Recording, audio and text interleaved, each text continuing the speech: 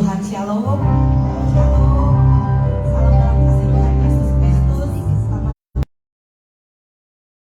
di rumah Tuhan. Saya percaya ada sukacita di tempat ini, amin. Sepanjang minggu Tuhan sudah menolong kita, sudah menyertai saya dan saudara. Maka hari ini hari yang khusus perhentian kita buat Tuhan. Kita mau beribadah menyenangkan hati Tuhan, amin. Kami Tuhan membawa kami di pagi hari yang baru ini Tuhan. Di hari ini anak-anak akan beribadah, berbakti, memuji dan mempermuliakan nama Tuhan. Kami mau bawa seluruh hidup kami Bapa untuk menyembah Engkau Raja di atas segala raja. Kami yakin dan kami dituntun kuasa Roh Kudus. Tidak ada kuat kuasa yang lain di tempat ini Tuhan. Kami percaya semuanya sudah dihancurkan oleh darah Yesus Kristus. Sehingga di tempat ini Tuhan, tubuh, jiwa, roh kami, hati dan pikiran kami dikuasai oleh Engkau saja. Maka siaplah kami mau memuji dan menyembah Tuhan Yesus Kristus. Haleluya. Amin. Puji Tuhan, pagi hari ini kita mau menyembah Tuhan. Biar kita mau memuji Tuhan di segala waktu hidup kita. Biar puji-pujian itu tetap ada di setiap mulut kita. Sebab kita percaya hari ini Tuhan ada di sini. Kita mau meninggikan Dia dan kita mau memasyur. Puji Tuhan.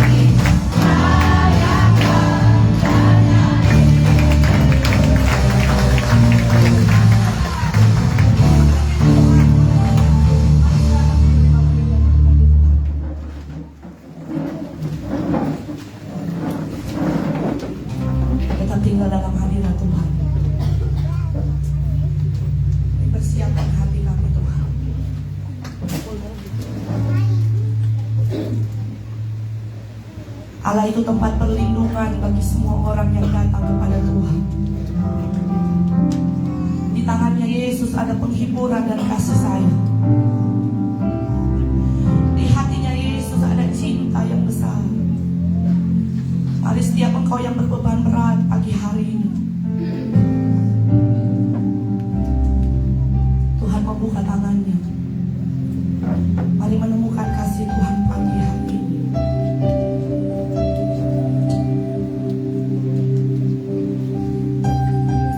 Sebelum engkau memanggil, Dia sudah menjawab engkau.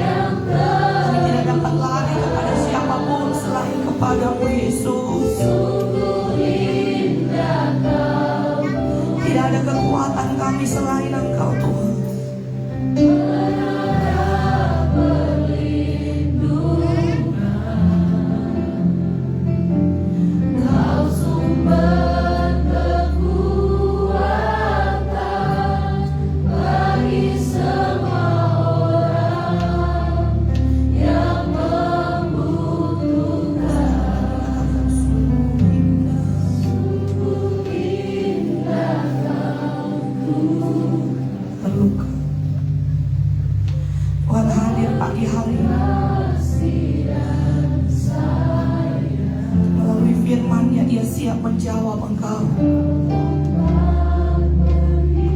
Amin. Tidak ada pertolongan kami di tempat lain. Cuma Tuhan kekuatan kami. Kami hanya datang mengadu kepadamu Tuhan. Di kakinya Yesus ada jawaban. Kau sumber kekuatan bagi kami yang membutuhkan.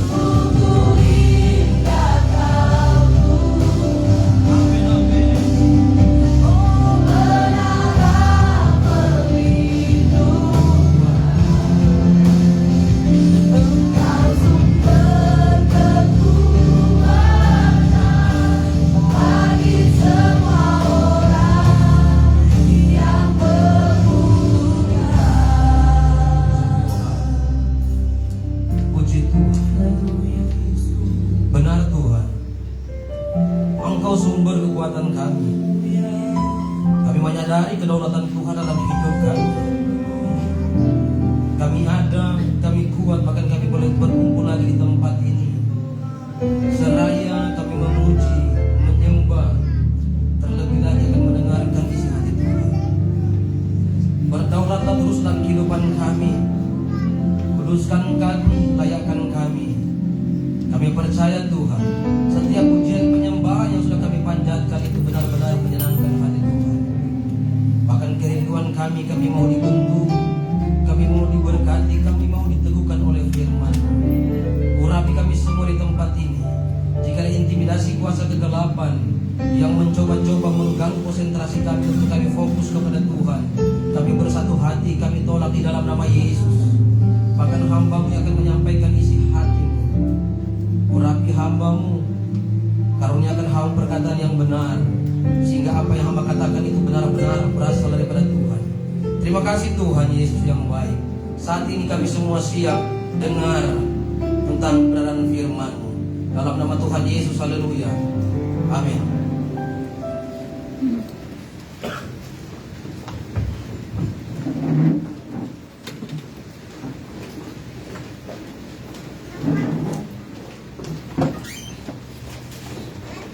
Puji Tuhan.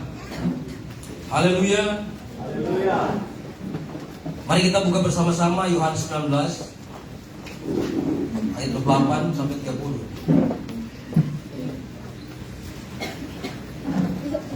Injil Yohanes 19 ayat 28 sampai 30. Saya baca untuk saudara semua.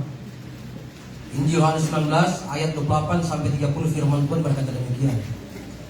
Sesudah itu, karena Yesus tahu bahwa segala sesuatu telah selesai, berkatalah ia, supaya genaplah yang ada tertulis dalam kitab suci, Aku haus. Ayat 9, di situ ada suatu bekas penuh anggur asam.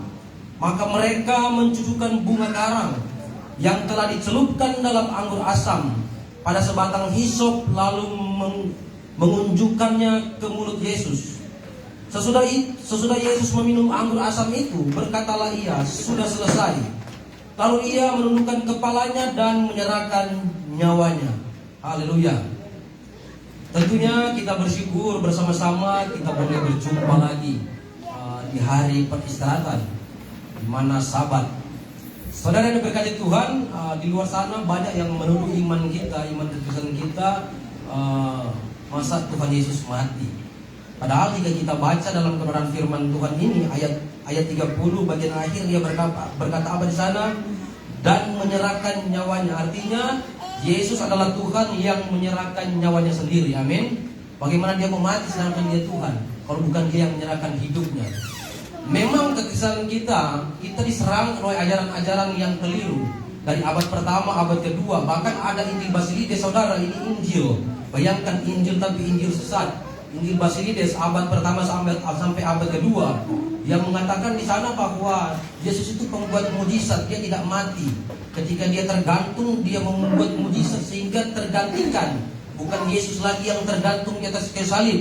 Itu bisa saudara searching sendiri Injil Basilides. Nah, saudara yang diberkati Tuhan, pada kesempatan saat ini saya memberi tema firman Tuhan, kita menghargai pengorbanan Yesus. Amin. Karena inti pemberitaan firman Tuhan tidak lepas dari karya salib. Tanpa karya salib, saudara dan saya tentunya tidak ada. Tanpa karya salib, saya dan saudara tentunya harus dimurkai. Tapi karena karya salib, kita semua boleh dirayakan. Amin. Maka dari itu inti kekristenan kabar, inti kekristenan itu cuma karya salib. Karena di atas kayu salib itu ada kutuk. Di atas kayu salib ada pengorbanan tentunya. Ada penderitaan. Tapi luar biasanya karya salib yang melayakan saya dan saudara. Bahkan di mana Alkitab catat semua manusia sudah hilang kemuliaan Allah. Tapi karena inisiatif Allah melalui anaknya Yesus Kristus, Dia datang mengambil rupa seorang hamba, menebus dosa saya dan saudara, sehingga saya dan saudara ada sebagaimana saya dan saudara ada. Saya dan saudara dikuduskan, bukan saya dan saudara kudus, tidak saudara. Tapi saya dan saudara dikuduskan karena karya salib. Yang jadi pertanyaannya, ketika Tuhan mengkuduskan saya dan saudara di atas kayu salib, apakah hidup kita biasa-biasa saja? Apakah hidup kita pakai untuk pesta-pesta pora? Haleluya. Jika kita mengarah dalam Efesus 1 ayat 3, semua berkat telah tersedia bagi saya dan saudara. Berkat di mana? Di sorga. Tapi menurut tafsiran Wycliffe, berkat itu sebenarnya kita adalah dipisahkan dari dunia. Amin. Jadi kita patut bersyukur karena kita adalah orang-orang pilihan. Jika kita mengarah dalam Efesus 1 ayat 3, kita dipilih sebelum dunia dijadikan. Amin.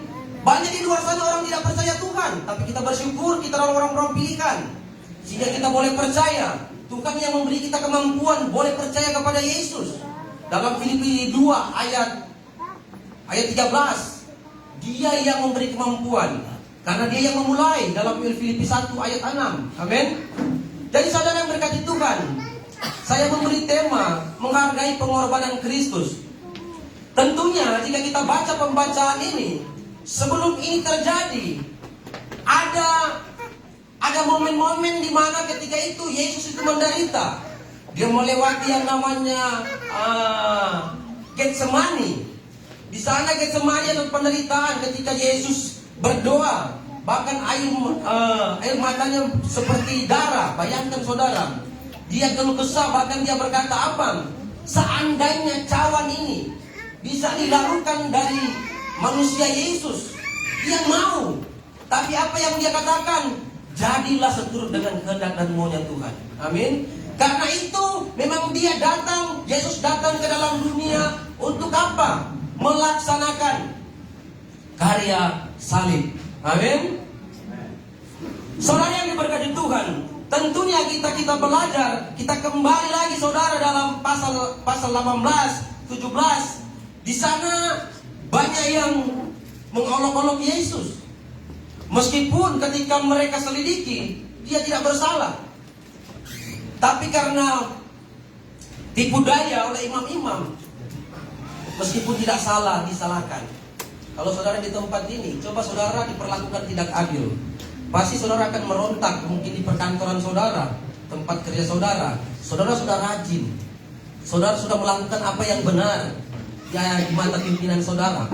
Tapi ada teman saudara yang menyalahkan saudara, padahal saudara tidak salah. Pasti saudara merontak, betul? Tapi bayangkan Yesus saudara, hanya untuk menyelamatkan saya dan saudara, dia diludahi, dia ditendang, jadi tampeleng saudara, ditampar, jadi cambuk, dia tidak melawan.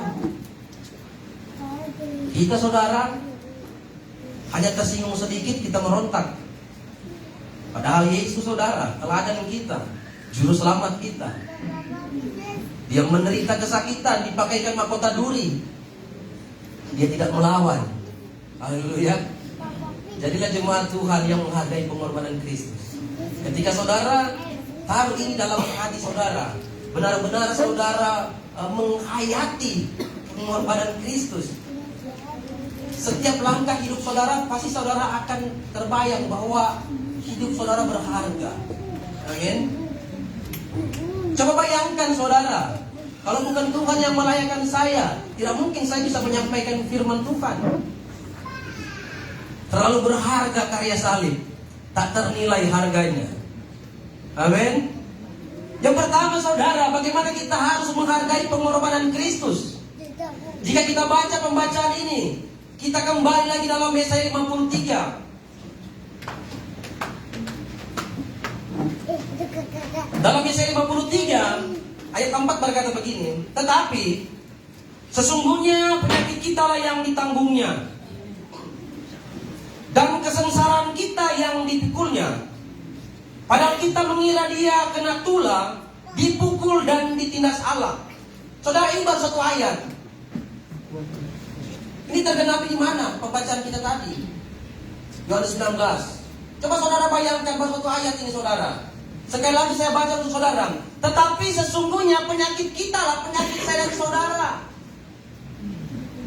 Apakah Yesus bersalah? Tidak ada yang bisa membuktikan Yesus bersalah. Tapi coba saudara bayangkan, jika saudara menyanyiakan karya salib Kristus, saya pastikan saudara tidak kenal Yesus. Karena jika saudara kenal Yesus, pengorbanannya di atas kayu salib, hidup saudara berharga. Ketika Yesus tebus saya dan saudara, bukan kita pakai ke kafe hidup kita, bukan seperti itu. Ketika saudara menyadari karya salib itu berharga, saudara tidak akan maki orang lain. Haleluya.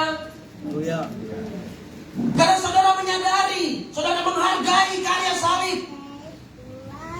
Kalau saudara menyadari karya salib Kristus sangat berharga dalam hidup dan hidup saya, kita akan menghargai dengan apa? Hidup kita melakukan apa yang benar di mata Tuhan. Kita akan terbeban dengan mereka yang kekurangan. Kita terbeban dengan mereka yang belum kenal Tuhan. Jangan saudara berkata, saya menghargai pengorbanan Yesus di atas kayu salib.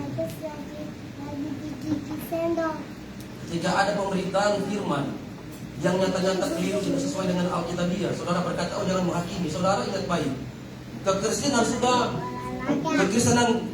kita saudara dari abad pertama sudah diserang dengan ajaran yang keliru. Dan saudara ketika saudara melihat apologet yang benar-benar bertiga saudara firman Tuhan, dan saudara mulai berkata, mulai jadi polisi di sinode saudara. Padahal mereka meluruskan ajaran saudara. Paulus saja saudara, dia bertahan dengan ajaran yang keliru, sehingga dia memberi surat kepada Timotius. Bahkan Rasul Yohanes, saudara tahu enggak? Injil Yohanes dia keluar karena apa? Ada serangan yang berkata bahwa tidak ada kebangkitan. Yesus memang benar-benar mati, tidak bangkit. Sehingga Injil Yohanes keluar. Sehingga Rasul Yohanes berkata apa? Pada mulanya adalah firman. Firman ini bersama-sama dengan Allah, dan firman itu adalah Allah. Tinggal bersama-sama dengan manusia. Ini karena serangan ajaran-ajaran yang keliru. Dan Rasul Yohanes tekankan bahwa benar-benar dia mati di atas kayu salib dan dia bangkit. Haleluya. Saudara harus terbuka. Jangan ketika kita melihat mereka meluruskan ajaran yang keliru, menghakimi. Itu tidak menghakimi saudara, kita tetap bertahan. Kita memperjuangkan apa yang kita pegang dari bapak-bapak gereja yang berjuang sampai saat ini. Dan saat ini banyak ajaran yang membongkar, yang menggoyang iman kekristenan kita. Amin. Haleluya. Saudara yang diberkati Tuhan, kita kembali dalam Yesaya 53 ayat 5 berkata demikian. Tetapi dia tertikam oleh karena pemberontakan kita. Pemberontakan di mana saudara? Kalau mau dipikir ini nubuatan, dia tergenapi ratusan tahun kemudian, 500-600 tahun kemudian. memang nyatanya seperti saya sudah katakan lalu, bahwa ketika Yesus disalib, saudara, saya dan saudara ada di tempat itu. Secara tubuh jasmani itu tidak ada. Coba saudara bayangkan 2000 tahun yang lalu, dan kita ada di tempat itu ketika Yesus disalibkan. Tentunya saudara akan berkata tidak mungkin. Tapi Alkitab catat, sebelum ini terjadi, pemberontakan kita yang dia pikul. Haleluya. Secara jasmani memang tidak ada di tempat itu. Tetapi dosa saya dan saudara menyaksikan langsung Yesus terpaku. Saya dan saudara menyaksikan langsung Yesus diludahi. Saya dan saudara menyaksikan langsung ketika Yesus dicambuk, dipakaikan mahkota duri, dia ditendang, ditampar, bahkan lambungnya tertinggal. Haleluya. Ini semua karena saya dan saudara. Bahkan firman Tuhan katakan, ganjaran yang mendatangkan keselamatan bagi kita ditimpakan kepadanya. Haleluya. Ganjaran untuk mendatangkan keselamatan bagi saya dan saudara ditimpakan kepada Yesus. Yang sebenarnya saya dan saudara yang harus dipaku. Yang sebenarnya saya dan saudara yang harus diludahi. Yang sebenarnya saudara dan saya yang dipakaikan mahkota duri. Yang sebenarnya saudara dan saya yang harus ditendang, ditampar. Tapi diambil itu. Maka dari ketika kita belajar, ketika Yesus sudah hampir tiba saatnya, langit menjadi gelap. Saudara, itu semua kutuk. Gelap gulita itu kutuk, saudara. Yang hampir tercurah, murka Tuhan hampir dicurahkan dalam kehidupan saya dan saudara. Tapi Yesus berkata apa? Tetelestai. Haleluya. Dia berkata apa? Sudah selesai. Kutuk itu masuk di dalam Yesus. Dia tanggung semua. Haleluya. Jadi hargai pengorbanan Yesus. Ketika saudara kerja, jadilah berkat di tempat kerja. Ketika saudara studi, jadilah berkat di studimu, di sekolahmu, di kampusmu, jadilah berkat. Saudara, ketika saya membahas firman ini, saya selalu menangis. Mengapa? Tidak layak. Tapi dilayakkan karena salib Kristus.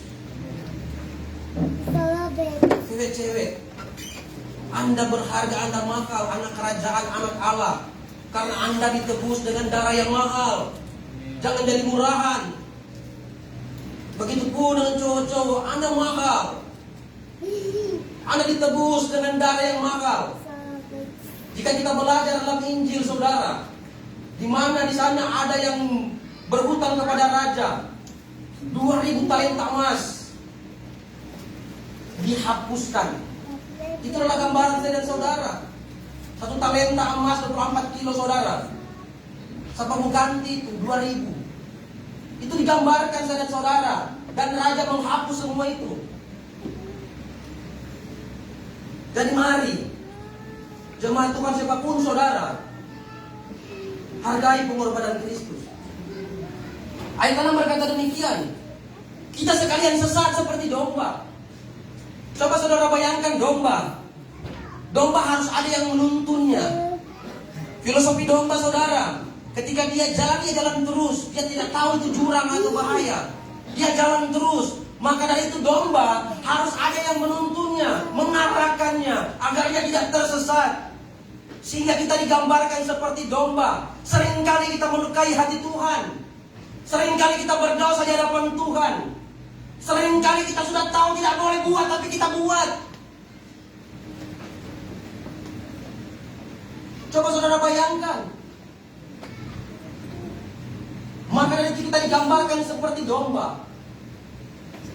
Kita masing-masing suka mengikuti jalan apa yang kita ambil. Tetapi Tuhan telah menimpakan kepadanya kejahatan kita sekalian. Jadi saya katakan, saya dan saudara adalah Barabas yang jahat. Tetapi karena karya salib, sebagaimana Barabas dibebaskan, Begitupun saya dan saudara. Amin. Jadi bagaimana kita menghargai pengorbanan Kristus? Yang pertama, saudara harus respon. Saya mau katakan, ketika saudara akan beribadah, dengar firman Tuhan, datang komsel, dengar firman Tuhan. Apakah cuma sampai didengar? Ketika kita pulang selesai, saudara harus respon. Contoh, respon yang pertama dalam Kisah 2 ayat 37 dan 41 berkata demikian. Ketika mereka mendengar hal itu, hati mereka sangat terharu.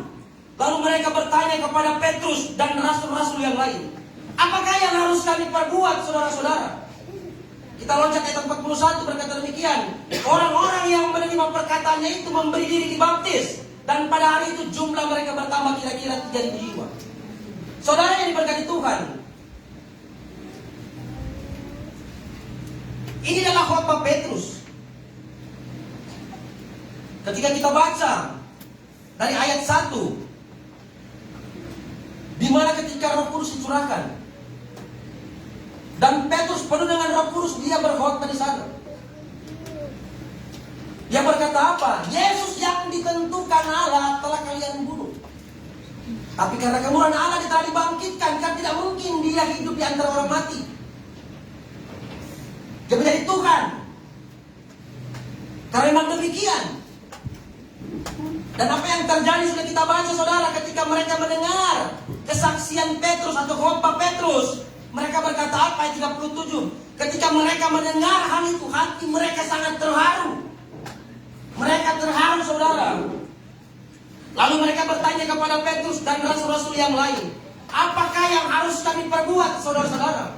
Ayat 41. Orang-orang yang mendengar khotbah Petrus atau kesaksian Petrus, mereka memberi diri dibaptis. Berapa orang, saudara? Firman Tuhan katakan, jumlah mereka bertambah kira-kira 3.000 jiwa. Saya pastikan, saudara, jika mereka tidak respon firman Tuhan yang disampaikan Petrus, tidak ada 3.000 jiwa dicatat Alkitab bertobat. Amin. Ini berbicara respon, saudara. Orang-orang ketika itu, ketika mendengar firman Tuhan yang disampaikan Petrus, mereka respon. Jadi pertanyaan kepada saudara dan saya, ketika saudara dengar firman Tuhan setiap hari, hari Minggu, komsel, apakah saudara respon atau tidak? Atau apakah ketika dengar pulang habis Alkitab taruh di atas lemari, dan saudara berkata, saya rajin ke gereja. Haleluya. Saya mau bilang begini, saudara. Antara dalam persekutuan dimanapun saudara pergi dan berada, ketika saudara dalam pujian penyembahan saudara menangis-menangis, tapi saudara tidak cinta akan kebenaran firman Tuhan, saya bilang itu omong kosong, omong besar. Haleluya. Mengapa saya katakan demikian? Yang realita, orang yang mencinta Tuhan tidak mungkin dia tidak cinta akan firman Tuhan. Amin. Percuma saudara menangis-menangis, dan pada akhirnya saudara tidak cinta akan firman. Mau baca tidak? Dosa besar itu, saudara. Itu cuma emosional. Haleluya. Maka itu John Calvin katakan begini, orang yang dipilih Tuhan, dia rindu kebenaran. Orang yang dipilih Tuhan, dia berdiri dalam kebenaran. Orang yang rindu Tuhan, orang yang dipilih Tuhan, dia hidup dalam pertobatan. Haleluya. Jangan saudara berkata, saya Kristen, saya menyembah Tuhan, menangis, dan firman Tuhan saudara benci. Saudara tidak pernah baca firman Tuhan. Itu omong kosong itu. Itu nomor besar. Ketika saudara berkata saudara cinta Tuhan, saudara pun cinta kebenaran. Amin. Bagaimana kita mengimani, kita percaya siapa yang kita imani, sedangkan kita baca tidak. Contoh saya pribadi. Kalau saudara kenal saya, tanggal lahir saya saudara kenal tidak? Tahu tidak? Tahun berapa? Dia harus kenal. Begitu dengan Tuhan. Kita mau tahu bagaimana apa yang dia perbuat, apa yang dia perintahkan, apa yang dia perbuat di kayu salib. Sedangkan saudara tidak pernah baca. saudara. Jadilah jemaat Tuhan yang cinta akan Tuhan. Jadilah jemaat Tuhan yang rindu membaca firman Tuhan. Amin. Agar benar-benar kita mengerti apa kehendaknya Tuhan. Bagaimana kita mau mengerti, kita tidak pernah baca. Bagaimana Roh Kudus mau mengingatkan, kita tidak pernah baca firman Tuhan. Amin. Dan saudara berkata, pokoknya ada yang penting ada urapan Roh Kudus. Tunggu dulu. Roh Kudus bekerja itu kasih ingat apa yang telah belajar. Bagaimana orang mau tahu kalau tidak pernah baca firman Tuhan? Amin. Bagaimana kita mau menjadi saksi, bos? Bagaimana kita mau bersaksi keluar sedangkan dasar tidak kuat? Nonton YouTube jo, bawa begini. Nah tahu lu suka kasih keliru, lu suka kasih melenceng. Tapi jika kita baca, meskipun kita banyak nonton, ada firman. Amin. Haleluya. Itu bentuk respon yang pertama. Respon yang kedua, saudara, firman Tuhan katakan begini dalam Markus 6 ayat 1.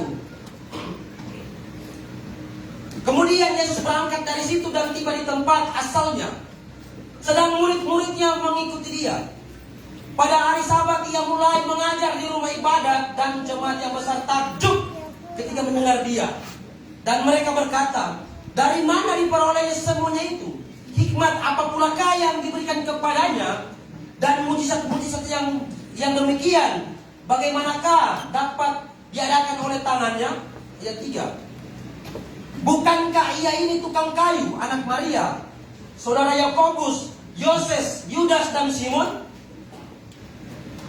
Dan bukankah saudara-saudaranya yang perempuan ada bersama kita?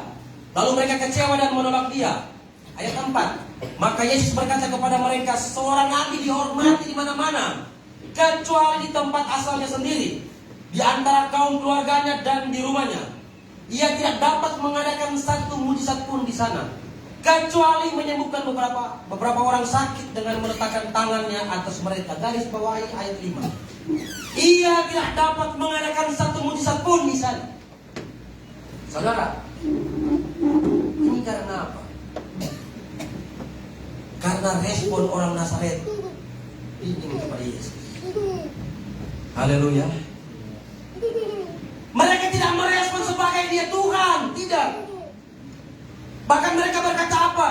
Oh, dia ini tukang kayu. Bagaimana dia bikin mujizat? Bukankah keluarganya ada bersama-sama dengan kita? Orang tolak Yesus. Respon mereka apa? Respon mereka tidak mengindahkan Yesus. Amin. Ini saudara di Nazaret. Jika kita loncat pasal yang sama, ayat yang berbeda, kita loncat ayat 53 berkata demikian. Di pasal yang sama, ketika Yesus di Nazaret, dia menyeberang ke Genesaret. Firman Tuhan berkata demikian. Setibanya di seberang, Yesus dan murid-muridnya mendarat di Genesaret. Tadi di Nazaret. Ketika mereka ditolak di sana, mereka menyeberang ke Genesaret, saudara. Dan firman Tuhan catat dalam ayat 53 berkata demikian. Dan murid-muridnya mendarat di Genesaret dan berlabuh di situ. Ketika mereka keluar dari perahu, orang segera mengenal Yesus. Garis bawahi, mereka segera mengenal Yesus. Ayat 54 berkata demikian. Ketika mereka keluar dari perahu, orang segera mengenal Yesus. Maka berlari-larilah mereka ke seluruh daerah itu dan mulai mengusung orang-orang sakit di atas tilamnya kepada Yesus. Di mana saja kabarnya ia berada, kemanapun ia pergi, ke desa-desa, ke kota-kota, atau ke kampung-kampung, orang meletakkan orang-orang sakit di pasar dan memohon kepadanya supaya mereka diperkenankan hanya menjamah jubahnya saja, dan semua orang menjamah menjadi sembuh. Amin. Coba saudara bayangkan. Pertama di Nazaret. Ketika Yesus kembali ke kampung halamannya, mereka menolak dia. Dan Alkitab catat apa? Tidak ada mujizat terjadi di sana. Mengapa? Karena respon orang Nazaret dingin kepada Yesus. Mereka hanya menganggap dia orang yang biasa. menganggap dia tukang kayu. Memang benar demikian. Tapi mereka tidak melihat bahwa banyak mujizat yang telah Yesus kerjakan. Maka Yesus katakan apa? Seorang nabi ditolak di kampung halamannya sendiri. Haleluya. Tapi berbeda respon orang-orang di Genesaret, saudara. Ketika dari Nazaret mereka menolak Yesus dan Yesus menyeberang ke Genesaret. Apa yang terjadi? Masih jauh, saudara, orang-orang di Genesaret telah mengenal Yesus. Firman Tuhan katakan, bahkan mereka berlari-lari, saudara. Mereka membawa orang-orang yang sakit dalam tilam mereka, dan semuanya disembuhkan oleh Yesus. Amin. Dan saya mau katakan, responmu menentukan masa depanmu dengan Tuhan. Kita sedang membahas respon pada bulan berjalan ini. Apa respon saudara dan saya ketika mendengarkan firman Tuhan? Apakah habis dengar sudah pulang lepas Alkitab? Aplikasikan firman yang kita dengar dalam hidup kita sehari-hari. Ketika kita merespon firman Tuhan, ada mujizat. Alkitab catat semua disembuhkan.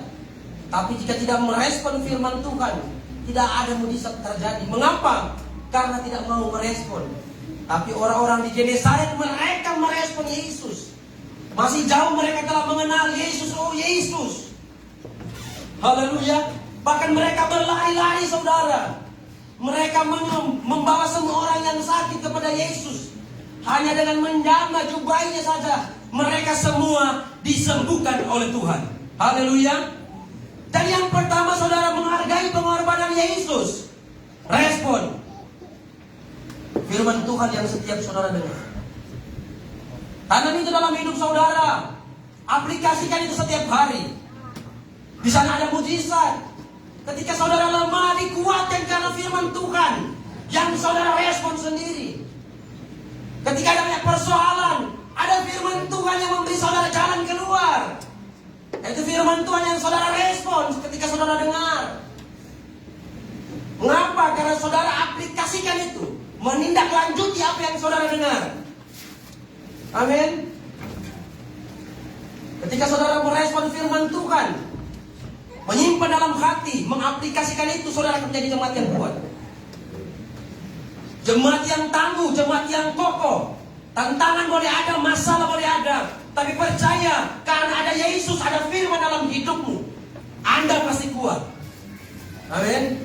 Tapi orang yang tidak bersama-sama dengan firman Tuhan, tidak mengaplikasikan firman Tuhan yang dia dengar, dia rapuh. Ketika mengalami persoalan, dia limpah, saudara. Jika saudara baca dalam Yohanes 6 ayat 60, banyak murid-murid yang mundur. Mengapa? Karena mereka hanya mencari apa? Roti untuk perut. Mereka tidak mencari sumbernya. Siapa dia? Yesus. Amin. Kalau saudara hanya mencari roti untuk mengenyangkan perut saudara, ketika mendapat masalah persoalan, saudara pasti gugur. Tapi ketika saudara cari yang sumbernya, masalah dalam bentuk apapun, karena ada sumbernya bersama-sama dengan saudara. Haleluya. Berikut saudara yang berkati Tuhan, untuk kita menghargai pengorbanan Yesus. Yang kedua, kita harus mengasihi, komitmen sungguh-sungguh mengasihi Tuhan. Amin. Firman Tuhan berkatakan demikian dalam Yohanes 15 ayat 14. Jika engkau mengasihi aku, engkau akan menuruti segala perintah-perintah. Yohanes 14 ayat 15 kalau tidak salah. Apa perintah Tuhan? Perintah-perintah Tuhan adalah firman Tuhan. Cuma dua, saudara, perintah Tuhan. Mengasihi Allah dengan sungguh-sungguh, segenap hati, akal budi, dan mengasihi sesama manusia. Amin. Haleluya.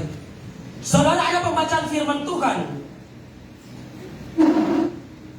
dalam Yohanes 21, firman Tuhan berkata demikian. Sesudah sarapan, Yesus berkata kepada Simon Petrus, "Simon, anak Yohanes, apakah engkau mengasihi aku?"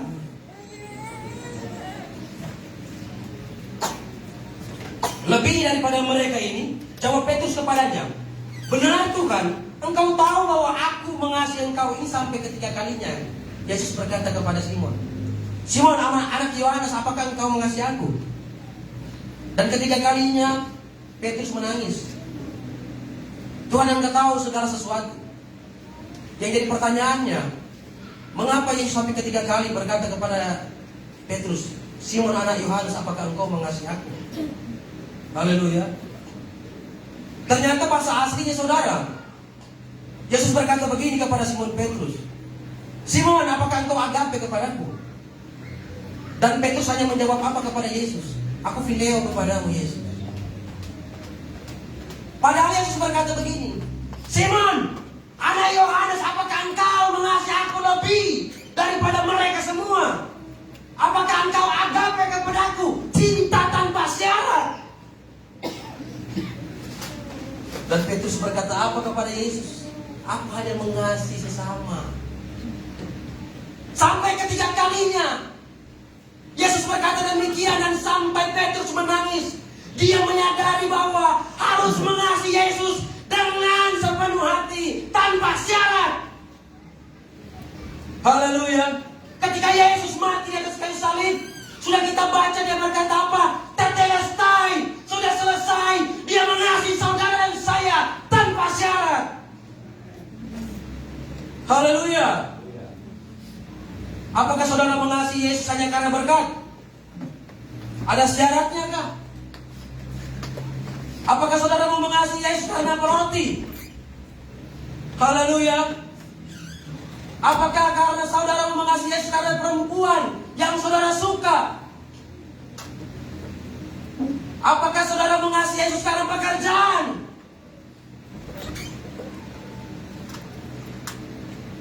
Saudara yang tahu, apakah benar-benar saudara mengasihi Yesus tanpa syarat, seperti Yesus terlebih dahulu mengasihi saya dan saudara di atas kayu salib?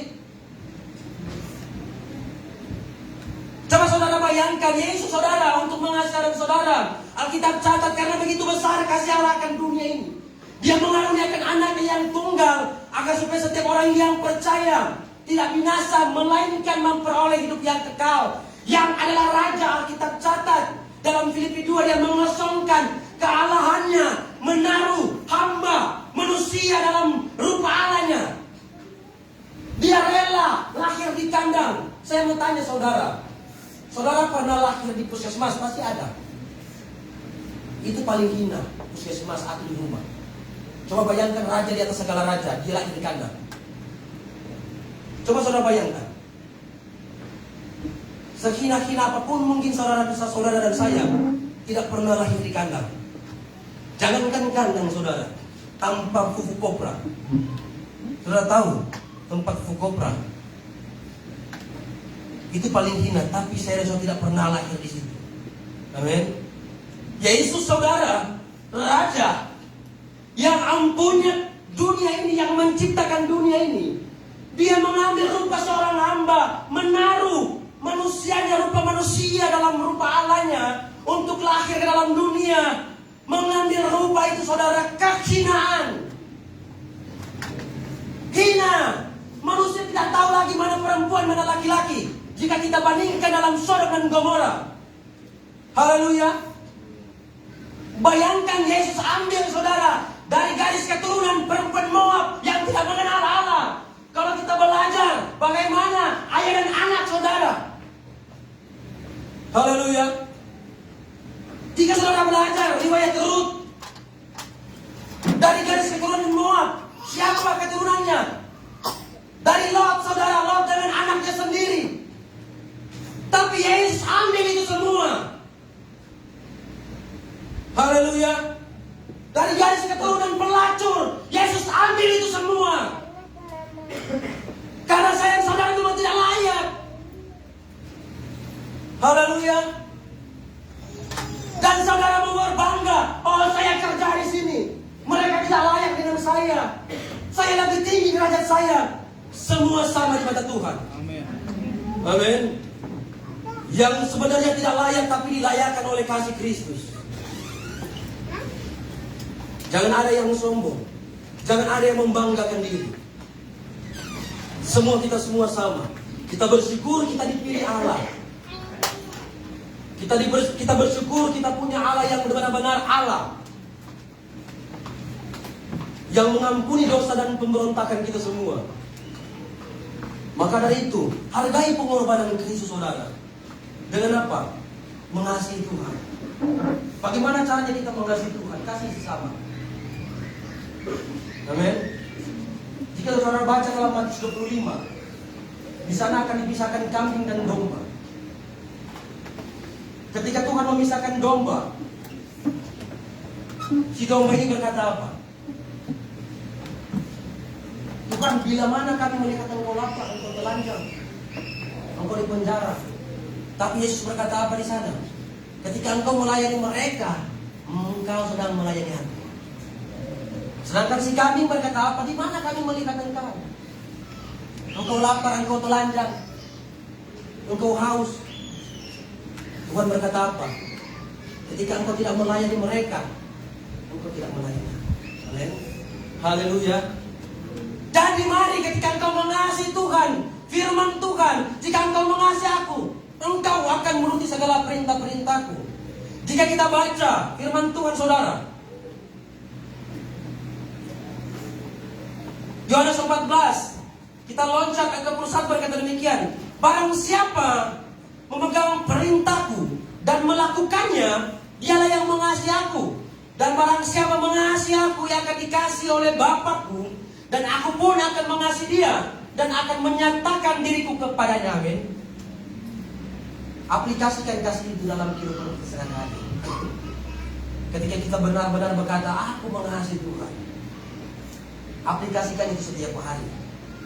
Di sekitarmu, keluargamu, kerabatmu, dimanapun engkau pergi dan berada.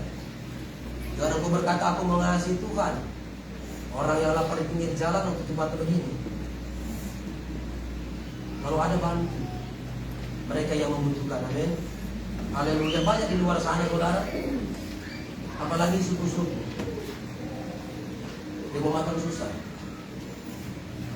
Terbebahlah dengan mereka jika benar-benar saudara mengasihi Tuhan. Amin. Haleluya. Berikut saudara yang berkati Tuhan, hasilkan buah yang baik. Amin. Yang mau menghasilkan buah, lambaikan tangan. Saudara yang menghasilkan buah ini bukan saudara menghasilkan buah kelapa atau buah apel, tidak saudara. Buah baru dalam hidup kita, keluarkan itu. Amin. Firman Tuhan katakan begini, Matius 7 ayat 17. Demikianlah setiap pohon yang baik menghasilkan buah yang baik, sedang pohon yang tidak baik menghasilkan buah yang tidak baik. Tidak mungkin pohon yang baik itu menghasilkan buah yang tidak baik, atau pohon yang baik itu menghasilkan buah yang baik. Dan setiap pohon yang tidak menghasilkan buah yang baik pasti ditebang dan dibuang ke dalam api.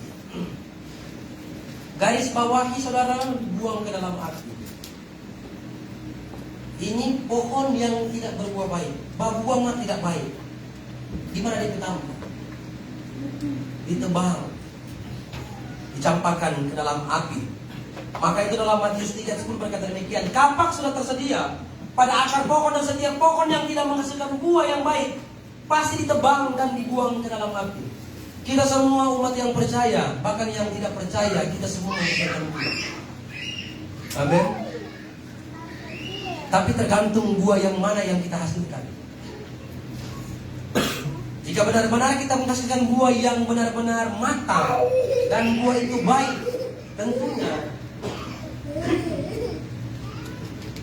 tentunya buah yang kita hasilkan itu akan dinikmati oleh orang lain. Amin. Tapi ketika kita menghasilkan buah besar tapi asam, orang makan muka asam begini, asamnya loh. Betul? Yang tak enak orang makan. Sudah pernah makan rambutan asam? Ada rambutan tak kupas pemain, sedap. Rasa tambah. Maka kalau asam saudara, baru saudara gigi sedikit, keluar ini, meleleh air mata. Karena tak enak asam saudara. Apalagi saudara pernah makan buah yaki. Saudara tahu buah yaki? Di masa itu pakat. apalagi beriman, saudara. Baik saudara, jangan saudara menghasilkan buah yaki. Kalau orang baru bilang buah yaki mantap. Dia masa pakat apalagi mantap oh Tuhan. Masa saya percaya jemaat Tuhan di tempat ini, jemaat korang sudah apalagi Om Krismo menghasilkan buah mantap ini. Amin. Bukan cuma Om Kris, kita semua harus menghasilkan buah yang matang, buah yang harum, buah yang enak dinikmati oleh orang lain. Apa yang enak dinikmati oleh orang lain? Senyummu. Amin. Baku dapat orang sapa dia. Apa kabar? Jangan lantaran saudara belum makan, baku dapat yang orang tegur kemari saudara. Jangan tegur lapa ini. Aduh. Memang jahat orang kalau belum makan saudara. Malukan sangai begitu, betul? Haleluya. Sapa orang saudara. Senyummu bisa merubah situasi. Suasana orang yang marah-marah kalau terus senyum. Dalam rumah tangga, istri so marah-marah, papa senyum, kau dia colek sedikit. Ma marah-marah ini. Om Kristus senyum-senyum itu. Begitupun sebaliknya saudara. Kalau papa marah-marah, mama mesti jaga colek sedikit. Marah-marah, jadi kan langsung hilang dia punya marah-marah. Haleluya. Apalagi so waktu ikut dengan kukis cucur tuh.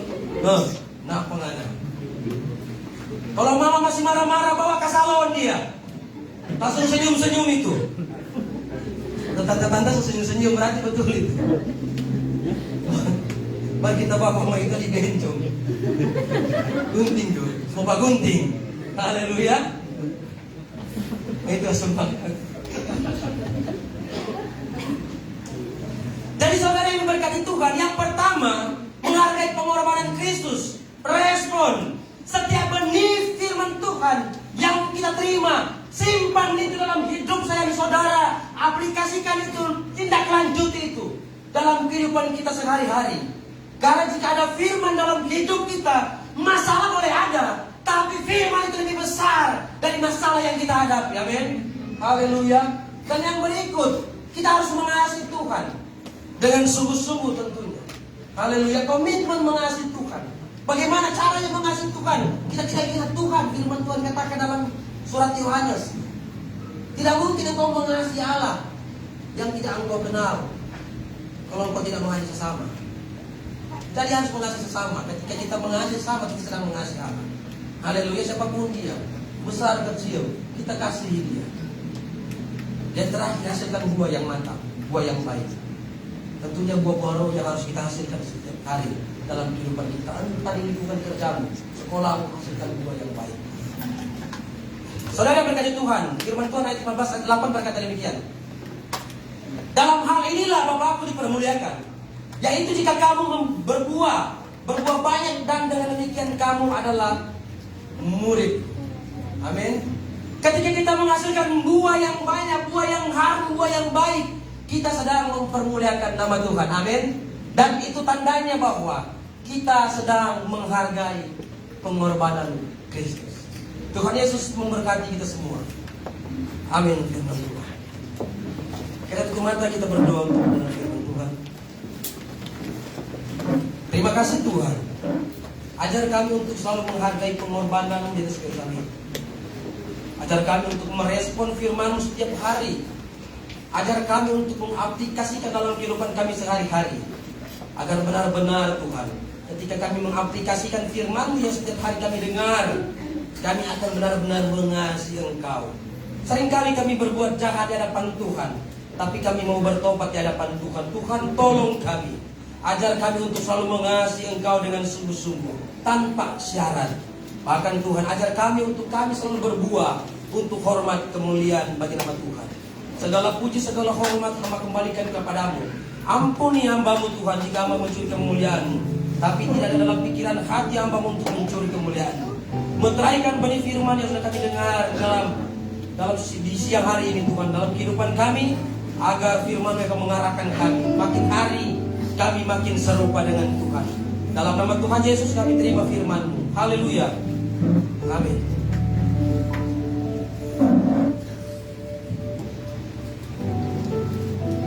Tuhan korban persembahan. Untuk persembahan yang pertama akan dijalankan, yang kedua kita bawa di depan, dimulai dari sebelah kiri saya, tengah, dan sebelah kanan saya yang terakhir. Puji Tuhan, kita naikkan satu pujian pada petugas persembahan kami, persilakan.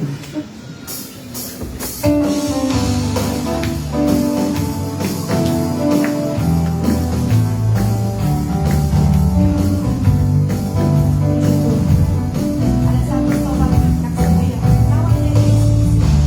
Amin. Ada satu sobatku yang setia,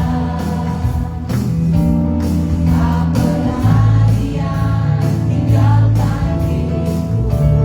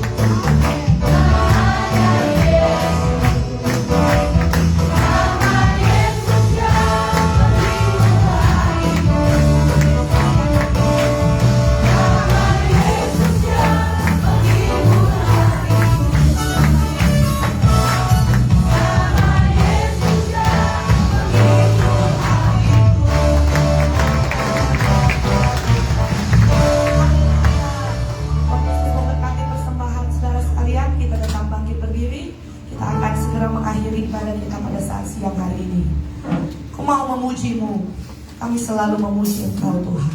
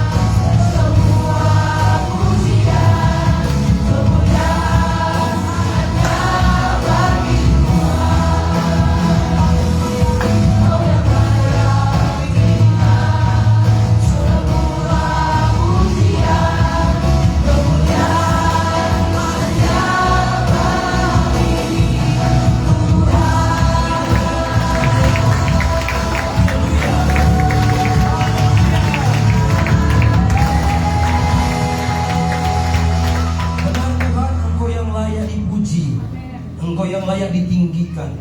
Kami terkumpul, kami menyembah, kami memuji, mengagungkan. Terlebih lagi sudah dengar firman-Mu dalam kehidupan kami. Meteraikan firman-Mu Tuhan. Meteraikan firman dalam kehidupan kami, dan kami percaya firman-Mu yang akan mengarahkan hidup kami. Terima kasih Tuhan Yesus yang baik. Kami percaya kami sudah diberkati oleh Tuhan, dan kami percaya berkat yang sudah kami terima itu pun dari bagian kehidupan keluarga kami yang tidak bersama-sama dengan kami. Memberkati bangsa Indonesia dari pusat sampai pelosok desa, dari yang tertinggi sampai yang terendah, diberkati oleh Tuhan. Diberkati dengan hikmat, diberkati dengan bijaksana. Mereka memimpin bangsa ini seturut dengan kehendak dan maunya Tuhan. TNI Polri pun demikian, diberkati oleh Tuhan.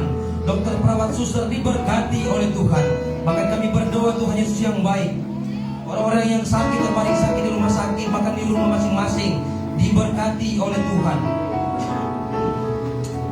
Obat-obat yang mereka konsumsi, Tuhan berkati akan terjadi kesembuhan ilahi yang berasal dari Tuhan. Nama Tuhan dipuji, nama Tuhan dipermuliakan. Panti asuhan, panti jompo, pemulung fakir miskin diberkati oleh Tuhan.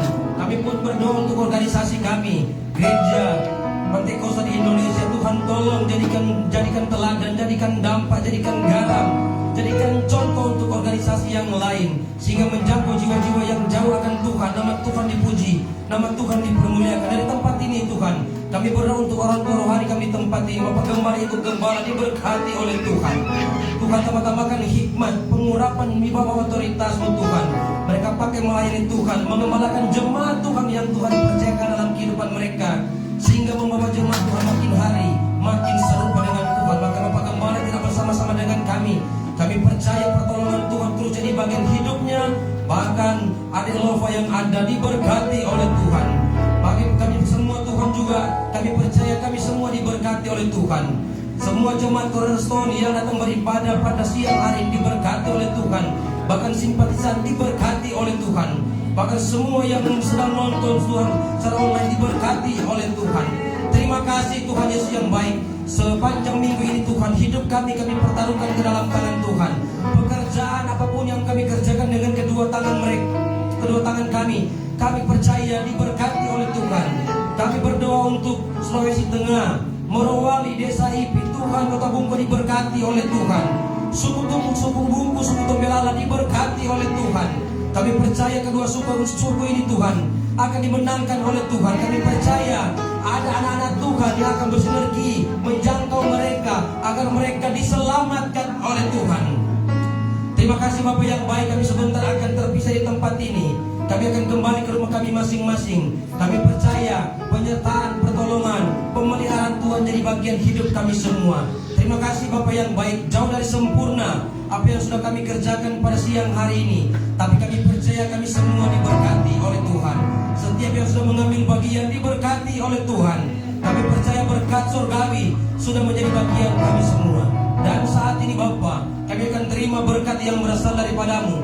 Layakan kami, kuduskan kami. Kami mau terima berkat-Mu. Mari jemaat Tuhan, kita angkat tangan, kita terima berkat Tuhan. Perhatikan dan dengar dengan baik. Tuhan Yesus berada di depanmu sedang menuntut engkau. Dia berada di belakangmu mendorong menyokong engkau. Yesus berada di samping kiri kananmu menjaga memelihara engkau. Tuhan Yesus berada di atasmu memberkati engkau. Jadi bawahmu menjaga engkau, jangan engkau jatuh tergeletak. Terimalah berkat yang besar ini.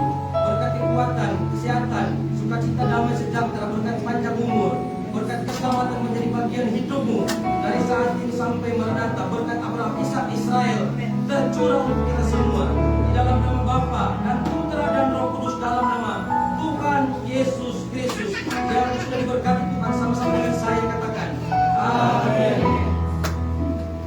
Puji Tuhan. Ibadah kita telah selesai dan minta waktu sebentar, kita akan mendengarkan pengumuman kita kegiatan Cornerstone selama sepekan.